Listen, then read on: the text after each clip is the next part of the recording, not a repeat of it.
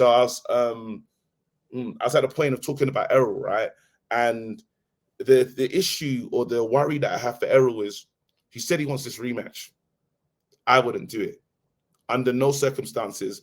It wasn't close enough to warrant a rematch. It was the first fight was already dangerous. The second would be he'd finish it earlier for me. I think so too. We both know things about each other. They both know enough about each other, and the confidence that Crawford is walking around with right now. Errol, I don't know what he's gonna do or what Derek James can do to make him ready to win the next one.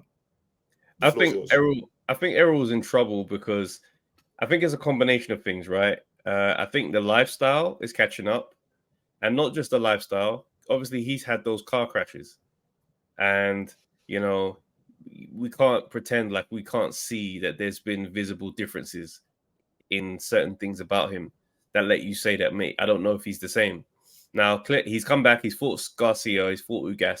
He's fought and won in those fights. So I don't feel like it's, Mayday situation in terms of, is he okay after the crack? But it's one of the ones where an accumulation of all of them things together, then you say, yeah, it's going to have an effect, especially when my man over here has been living the life.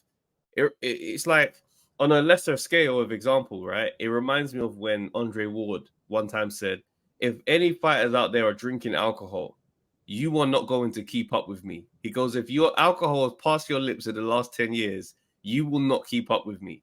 And I remember thinking that as a casual drinker at the time, thinking, what, one little juice? But that's the level, bro. These men are operating at a very different frequency at the top, where it's like, bro, if you are lacking in any area whilst I'm on my job, you're going to come up short against me. And what we saw up there... because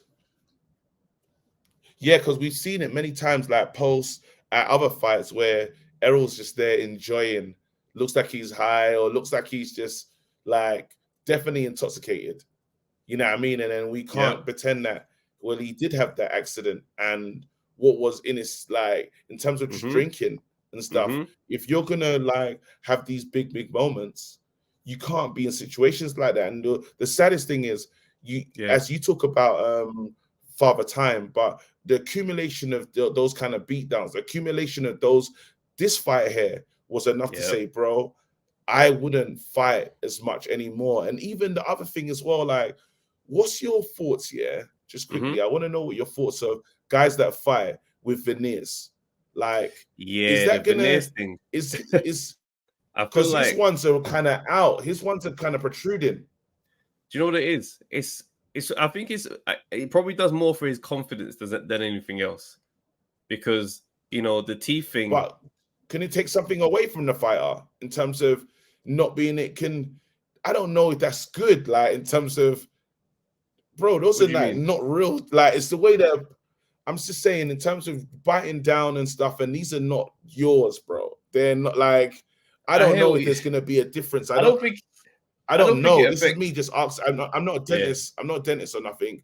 But I just don't know. When you talk about the nerves and this, that, and the other, I don't know anything. But I'm like, that can't be good, because when you see a smile and that, they're proper more forward, bro. Like, I know. I don't know where you got them joints. Yeah, they're different, bro. And I'm like, bro, he got the extra large ones. He didn't get the same. Yeah, he got the Love of Hip Hop specials, fam. He got the Love of Hip Hop ones, fam.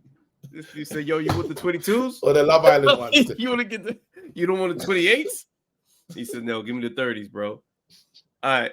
Listen, it's a mad one still. It's a mad one. Like, but this is something I found online here. Someone did like a live, right? I think the guy's called BDA Boxing. And there was a doctor who phoned in who specializes in neurological damage, right? He made some interesting points, right? Listen to this. Hey, gentlemen, thank you for having me on. I just wanted to kind of share, from this perspective, I've performed neurological exams on quite a few patients over my years. And when you're looking for somebody who's either had head trauma or maybe he's had a stroke, even people with dementia, which is another form of neurological damage, there's certain things that you look for. And my wife, when she saw Errol Spence enter the ring, she asked me, she's like, she looks like she's on marijuana. And I told her, I said, he has residual neurological damage from his car accident. That people have commented on this, but people, if you don't have the experience doing this, you're not going to pick up on it. So one of the things when you're doing a neurological exam on somebody, you look at, there's like a glassy look to a person's eyes when they have either a concussion or they have advanced stages of dementia. And if you compare video of Errol Spence before his accident, hey, gentlemen, thank you for having me. And there's a clip I found, right? So I went to go look for the full interview, and he made some very interesting points, right? Now, I always have to remember, it's the internet. This dude could be anyone, and he could just be, I'm saying, like, he could just be saying whatever. Mm-hmm. But there's some things that he pointed out about Errol Spence from before to after the crash, which it's one of the ones, in my book, it does not take anything away from what Crawford did in there, because we've seen Errol Spence already fight Ugas. We've already seen him back after those crashes against Garcia. So the in-ring performance, Errol can still be close to where he used to be, right? And he's not taking too much damage.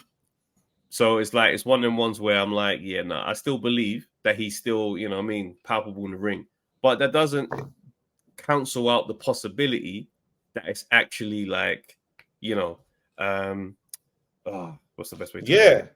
You see what I'm saying? I get what you're saying, because you're basically on, and what I'm hearing is you're on the verge of like, boom, like, it's not to take away anything from the Crawford performance, because it was still a sick performance, but we still need to look at the part of Errol where it's like, something's off. Even when he's walking in the ring, he kind of like, you couldn't, he's like, are you at home? Like, you know what I mean? And then after, even the pre-fight, the little interview they did in the backstage, I don't know if you would have heard it in the arena, but they're chatting to him just before they come in, and they speak to Terrence, and he's like, yo, you ready? He's like, yo, yeah, absolutely. He talked to Crawford, to Spence now, and Spence is looking like, he's so zen. It's too zen. Literally, like, and I don't know, I know it's called it punch drunk, but it's like, bro, you can't fight anymore. That's the one for me.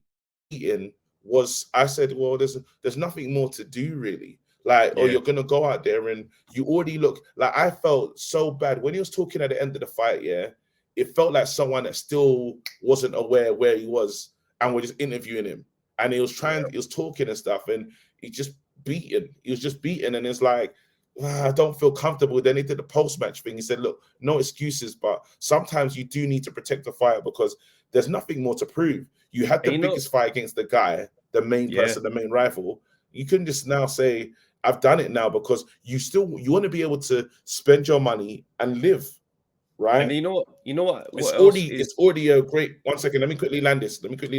It's already it's already an incredible blessing that you're alive today after seeing that car tumble. You remember how he felt when everyone thought it was over.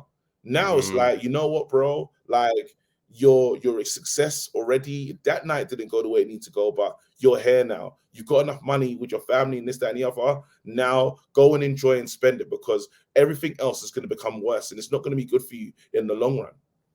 And it's one of the things that this guy, right, this doctor on the phone said. He goes, there's a part in the fight where the doctor comes in to check Errol for no apparent reason. Like, it's not after a knockdown. It's at the beginning of the round. There's no cuts. He goes, just to check, just to look at him. He goes, now, for me, this suggests, he goes, just on the theory, that there is inside knowledge that Errol is not okay. So these extra checks and these extra things that happen are just to keep an eye on him to make sure that it hasn't gone too far. Now, this is just, this is a brother who phoned into a stream, an online stream. Do you know what I mean? This could